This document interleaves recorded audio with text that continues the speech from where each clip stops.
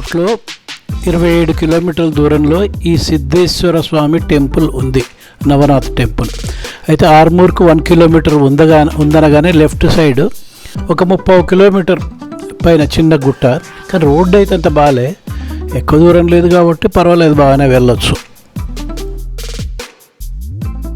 నవనాథపురం, ఆర్మూర్.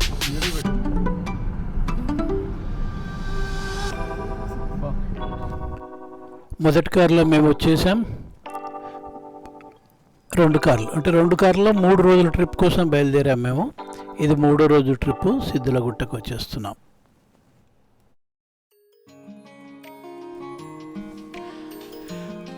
మన 3 రోజుల ప్రయాణం అక్టోబర్ 5వ తేదీ 2021లో సాగింది 3 రోజుల ప్రయాణం. ఇది 3వ రోజు, చివరి రోజు. ఈ పైన గుట్ట మీద చూడండి ఎంత ఆహ్లాదకరంగా ఉంది. సాధారణంగా అక్టోబర్లో వాతావరణం చాలా బాగుంటుంది. అందులో ఇలాంటి గుట్టలు, ఎండలు ఏమాత్రం లేవు, చాలా బాగుంది. మేము ఎప్పుడో హంపీకి వెళ్ళినప్పుడు హంపీ దగ్గర కిష్కింద ఇలాగే రాళ్లతోటి అదే వాతావరణం లాగా ఇక్కడ కూడా కనబడుతుంది.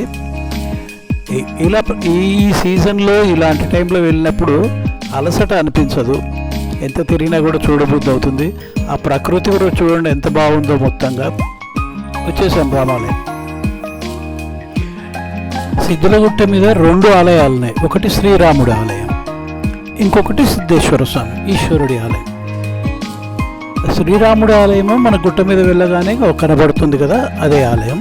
ఈశ్వరుడి ఆలయం మాత్రం మనం ఒక గుహలోకి వెళ్ళాలి, కొంచెం ధైర్యంగా ఉండాలి, కొంచెం రిస్క్ తోటే చూద్దాం. ముందరైతే మన రాముడి ఆలయం, దాని విశిష్టత ఏంటో పూజారి మాటల్లో విందాం.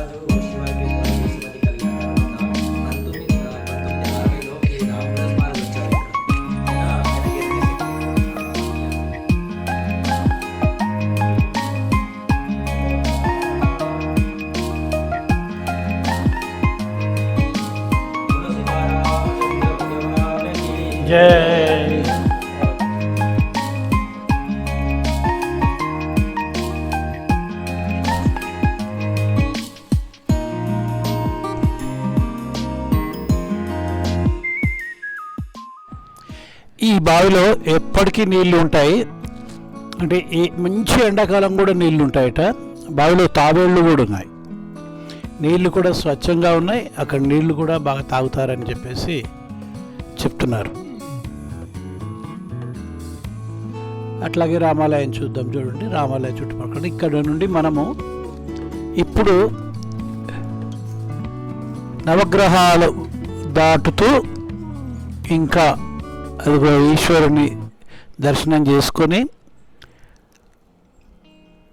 సిద్ధేశ్వర ఆలయం లోపలికి, ఆ గుహ లోపలికి వెళ్తున్నాము.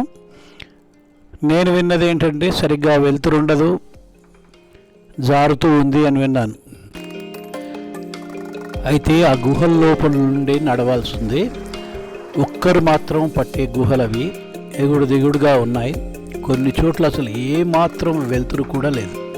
ఆ రాళ్ళ మధ్యలో నుండి మలుపులుగా తిరుగుతూ కొన్ని చోట్ల బాగా చీకట్లో తల ఇట్లా వంచుకొని ఎక్కడ దెబ్బలు తగులుతాయో కూడా తెలియదు. అలాంటి ప్రదేశాల నుండి మనము శివుడి దగ్గరికి వెళ్తున్నాము. చిన్నగా తల వంచుకొని, తల లేపితే తగులుతుంది పైన. అన్ని గుండ్లతో ఉన్నాయి. అయితే మేము వెళ్ళిన సమయానికి కరెంటు కూడా లేదు, కొద్దిగానే వెళ్తురుంది.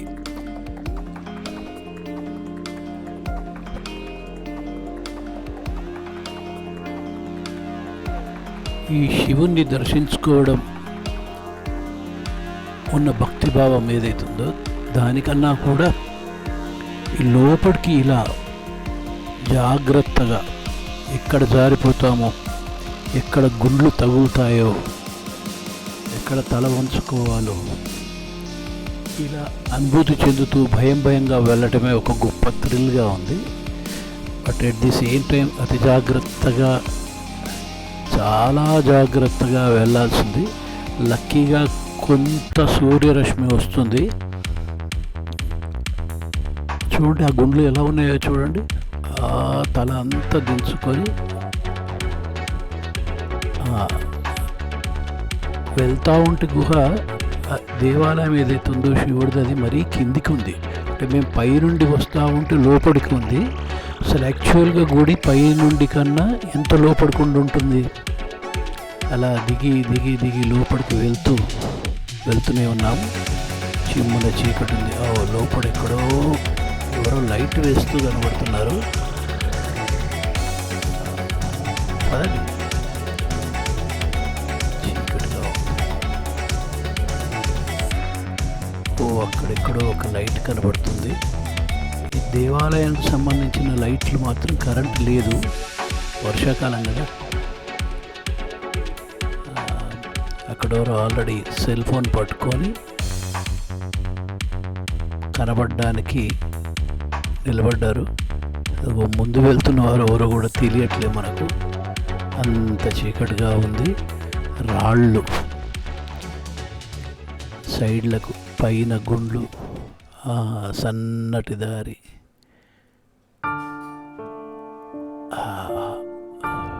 వెళ్తూనే ఉన్నాం. మా వియ్యంకుడు ముందు వెళ్ళి సెల్ ఫోన్ పట్టుకొని ఉన్నాడు. ఇక్కడ నుండి మళ్ళీ ఇంకొక టర్నింగ్. అయితే వర్షాకాలం కాబట్టి కింద కొంచెం జారుడుగా ఉంది, బస్తాలతో తట్లు వేశారు. ఇప్పుడు అసలైన గుడికి లోపలికి వచ్చేసాము. పైన మొత్తం గుండు ఇది ఉంది, సరిగ్గా నిలబడే పరిస్థితి కూడా లేదు. ఆల్రెడీ ఎవరో అర్చన చేస్తున్నారు అక్కడ. ఎంత చీకటిగా ఉంది చూడండి. మొత్తం సెల్ ఫోన్ లైట్లతోటే, తర్వాత దేవుడి దీపాలతోటి కొంచెం వెలుతుర్లు కనబడుతున్నాయి. కానీ ఒక అద్భుతమైన సన్నివేశం లాగా ఉంది. చీకటిగా అక్కడ చిన్నగా దేవుడు కనబడుతూ అందరు భక్తితో పూజలు చేస్తూ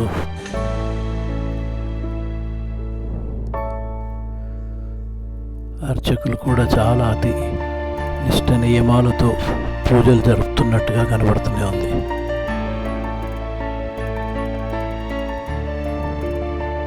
నందీశ్వరుడు, ఆ పైన సిద్ధేశ్వరుడు, ఈశ్వరుడు దీపం వెలుగులో చిన్నగా కనబడుతుంది.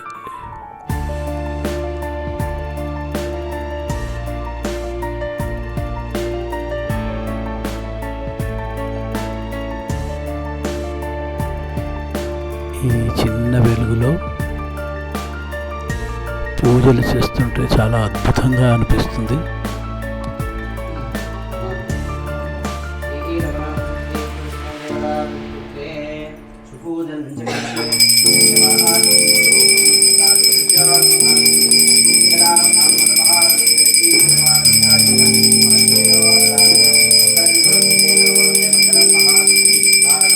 మల్లినాథాయ మంగళం.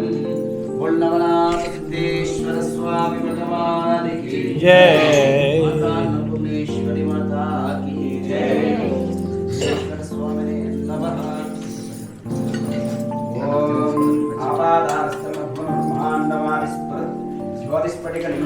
అమ్మయ్య, కరెంట్ వచ్చేసింది. ఎంత వెళ్తురు ఒక్కటేసారి. ఇప్పుడంతా క్లియర్గా కనబడుతుంది. సిద్ధేశ్వరుడి దేవుడు దేదీప్యమానంగా కనబడుతున్నాడు.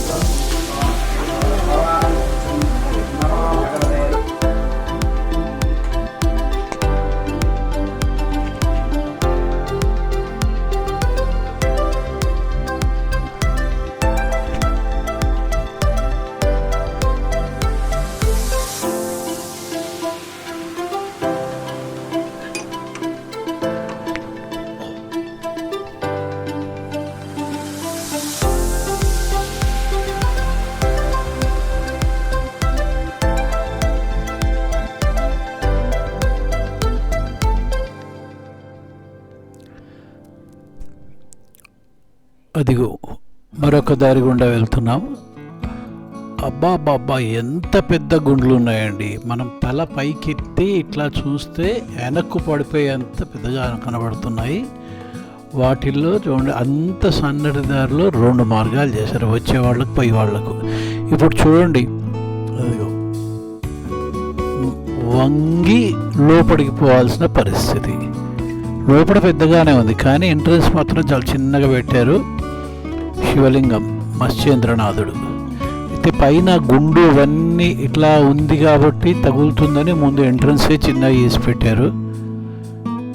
ఇటువైపు ఇంకొకటి. మా ఎంబడి వచ్చిన వాళ్ళైతే ఆ లోపలికి పోలేక బయట నుండే దండం పెట్టుకొని వెళ్తున్నారు. గుండు చూడండి, కానీ నిజంగా ఇది ఒక అద్భుతమైన అనుభూతి. చిన్నగా ఒక్కొక్కరు చీకటిలో కింద జారుడు, పైన ఎటు తగులుతుందో తెలియకుండా సంతోషాన్ని, ఆ తర్వాత ఒక ఉత్సాహాన్ని, ఎక్కడ ఎట్లా ఉంటుందో ఒక ఉద్విగ్నత. బాగుంది.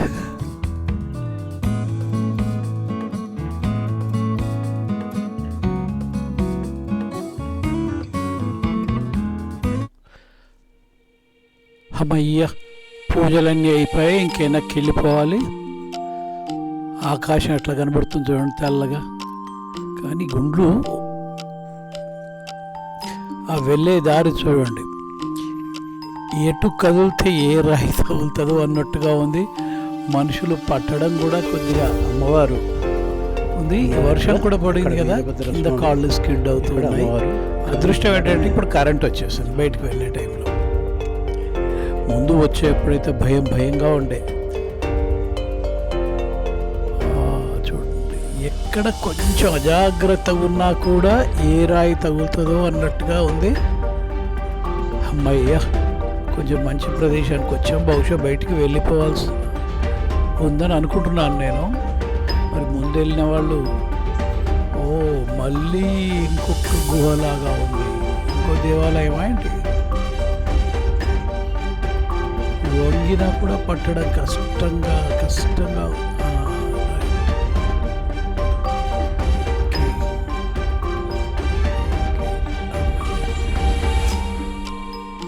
చూడండి. ఒక చేత్తో రాయి పట్టుకొని కింద జారుతుంది, ఇంకో చేత్తో కెమెరా పట్టుకొని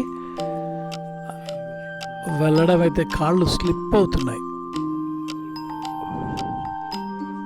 వావ్, ఇక్కడ అమ్మవారు ఉంది. అమ్మవారి దర్శనానికే వచ్చాము. ఎంత హాయిగా ప్రశాంతంగా అనిపిస్తుందో ఇక్కడ.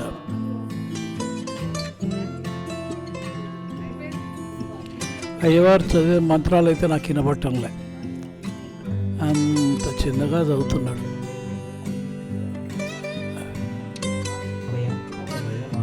గోత్రనామాలు.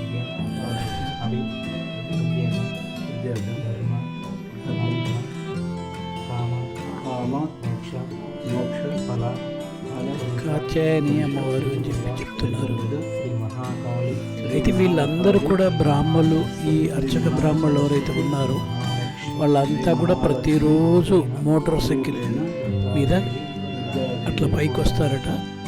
వాళ్ళ సమయం అయిపోగానే గుడి మూసే సమయానికి వెళ్ళిపోతారు. ఇంకా ఆ కింద నుండి పైకి రావడం, పై నుండి కిందకి వెళ్ళడం.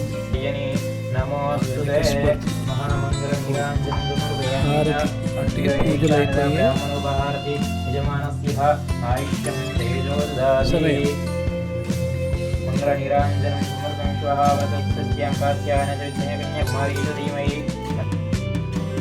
హారతులు అయ్యాయి. మా మెంబర్లో కొంతమంది ఈ జారుతూ ఉండడం వంగి రాలేక మధ్యలోనే ఆగిపోయారు. ఓ 2-3 ఆగిపోయారు మా బ్యాచ్లో వాళ్ళు, 4. అంటే ఈ గుహలోకి రావాలంటే బాగా వంగి ఆ లోపలికి ఎంటర్ కావాల్సి వస్తుంది. ఆ భయం వల్ల వాళ్ళంతా మధ్యలోనే ఈశ్వర స్వామి దర్శనం అయ్యాక మధ్యలో నుండి వాళ్ళు స్కిప్ అయిపోయారు. మేమైతే మొత్తం చూస్తున్నాం. నాకు ఈ రాళ్ళు చూస్తే పైన ఎక్కడి నుండి ఆ చిన్న చిన్న గుళ్ళు ఉన్నాయి, అవి జారి ఎక్కడ మీద పడతాయో అన్నంత భయంగా ఉంది. చాలా కర్వుడుగా ఉంది. అబ్బో, వెలుతురు తక్కువగా ఉంది. ఒక మంచి అనుభూతి. అమ్మయ్య, బయటకు వెళ్ళే వాతావరణం కనబడుతుంది. వెలుతురు అయితే చాలా బాగా కనబడుతుందా. రైట్, మేము ఎక్కడి నుండి అయితే కాదు ఇంకా వెళ్ళాల్సి ఉంది. ఆ గుండ్లను చూస్తే భయపెడుతుందండి. పై నుండి ఎక్కడ జారుతాయో ఏమో అని. ఆ పైన ఇంకా ఉన్నాయి గుళ్ళు కూడా, సన్నటి దారి, పెద్ద గుళ్ళు అటు ఇటుగా.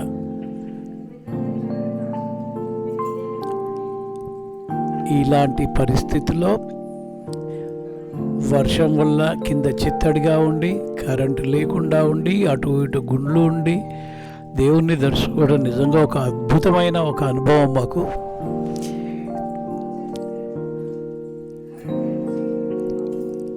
దాదాపు 75% ఇట్లా వంగి వెళ్ళాల్సిన పరిస్థితే ఉంది ఈ గుళ్ళో. అమ్మయ్య, ఎక్కడి నుండి అయితే లోపలికి దిగామో అక్కడికి పైకి వెళ్తున్నాం. ఏదో వచ్చేప్పుడున్న ఉత్సాహం లేదు, అలసిపోయారు అనుకుంటే అందరు మొహాల్లో కొంచెం అలసట కనబడుతుంది. రైట్, ఇంకా బయటకు వెళ్ళిపోతున్నాం. ఓకే, అమ్మాయ్య బయటకు వచ్చాము. ఎంత చల్లగా అనిపిస్తుందో గాలి, పైన క్లైమేట్ కూడా ఎంత క్లియర్గా ఎంత బాగుందో. వాయ్, దారి మాత్రం వర్షాల వల్ల ప్రాబ్లంగా ఉంది, కానీ వెళ్ళాల్సిందే కదా.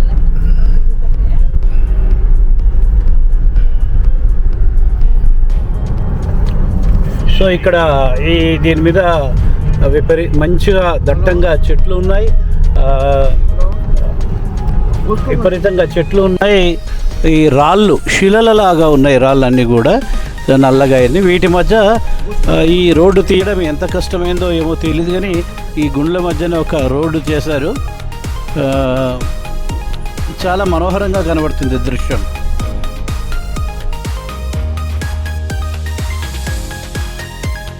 మా కారు అయితే చిన్నగా పడవలాగా ఊగుతూ ముందుకెళ్తుంది. కిరణ్ రెడ్డి గారు చాలా బ్రహ్మాండంగా డ్రైవ్ చేస్తారు. ఇంకో కారు కూడా వచ్చేసింది దగ్గరికి.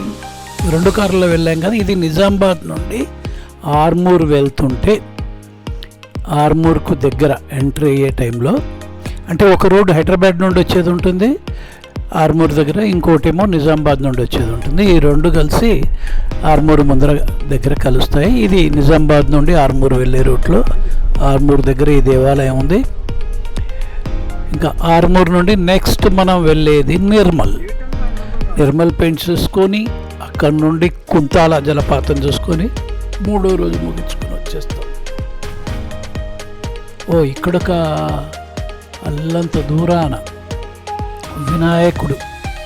వినాయకుడి ప్రతిమ చాలా బాగా కనబడుతుంది. రైట్, ఆర్మూర్ పట్టణం వచ్చేసాం. Thank you for watching my video.